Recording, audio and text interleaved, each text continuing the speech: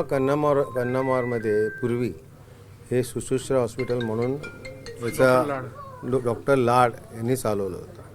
लोकांकडून पैसे घेऊन, लोकांकडून वर्गणी घेऊन हे हॉस्पिटल बांधलं. ते फक्त कन्नमवारच्या लोकांसाठी बांधलं गेलं. त्याच्यानंतर काय झालं घटना आम्हाला माहिती नाही. हे हॉस्पिटल लगेच सुश्रुषाचं झालं आदी आरोग्यम आणि कोणीतरी 100-150 कोटीला विकत घेतलं. ही जागा माडायची आहे. ही जागेवरती कन्नमवारच्या गरिबांसाठी, लोकांसाठी हॉस्पिटल निर्माण करण्यासाठी जागा दिली होती. आता हे टोटल कमर्शियल झालं. कमर्शियल झाल्यानंतर आजपर्यंत ह्या हॉस्पिटलची कंडिशन अशी आहे की ज्यावेळी इथे पेशंट येतो, साधं जरी असं तर 3-4 लाख रुपये बिल होऊन जातं आणि आलेल्या पेशंटमधले 50% पेशंट घरीच जात नाही. आज ही कालची घटना अशी आहे की 32 वर्षाचा मुलगा याचं 3 महिन्यापूर्वी लग्न झालं होतं. चालत तो हॉस्पिटलमध्ये ॲडमिट झाला.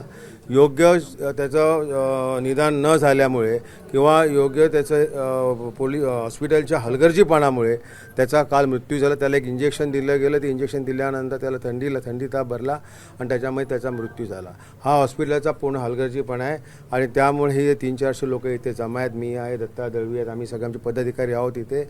आमचं म्हणणं एवढंच आहे की ह्या हॉस्पिटल एक तर मुंबई महानगरपालिकेने ताब्यात घ्यावं, कारण हे हॉस्पिटल जनतेसाठी, लोकांसाठी याचा काही मात्र उपयोग नाही. हे टोटल कमर्शियल प्रमाणे चालू आहे.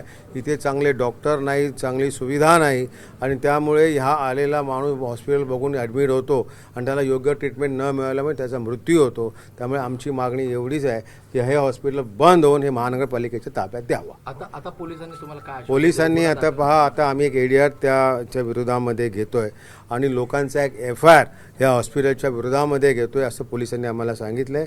आणि जोपर्यंत FIR जर घेतला गेला नाही तर आम्ही हे हॉस्पिटल पुढे चालू देणार नाही. हाऊसमध्ये आता हा विषय मी घेणारच आहे, कारण मुलगा बघा 32 वर्षाचा, आई वडिलांचा एकुलता एक होता, आईचा आधार होता, आईचा आधार होता, बहिणीचा आधार होता. हा त्याची बायको ती सुद्धा इथे ॲडमिट आहे. त्यामुळे ही जी परिस्थिती पाहता अत्यंत भावनिक परिस्थिती आहे पूर्णपणे आणि त्यामुळे या हॉस्पिटलवरती, ह्या डॉक्टरवरती कारवाई होणे फार गरजेचं आहे. एवढं आमच्या सगळ्यांची मागणी आहे. दहीहंडीमध्ये सुद्धा असाच एक मुलगा वरून पडला. त्याच्यानंतर आम्ही डॉक्टरकडे घेऊन गेलो. डॉक्टरनी त्याला डेट म्हणून सांगितलं. आम्ही मुंबई महानगरपालिकेच्या हॉस्पिटलला घेऊन गेलो, तिथेही डेट सांगितलं. आम्ही परत ते मुलाला त्याचे सगळे रिलेटिव्ह इकडे घेऊन आले.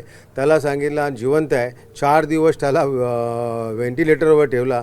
4.25 लाख रुपये बिल केलं आणि 5 दिवसांनी सांगितलं की त्याचा मृत्यू झाला. हे असे पैसे उकळण्यासाठी हे हॉस्पिटल वारंवार काही ना काहीतरी करत असतं आणि म्हणूनच आमची मागणी आहे की हॉस्पिटल बंद होऊन आम्हाला या ठिकाणी मुंबई महानगरपालिकेने ताब्यात घ्यावं, ही आमची सगळ्यांची विनंती आहे.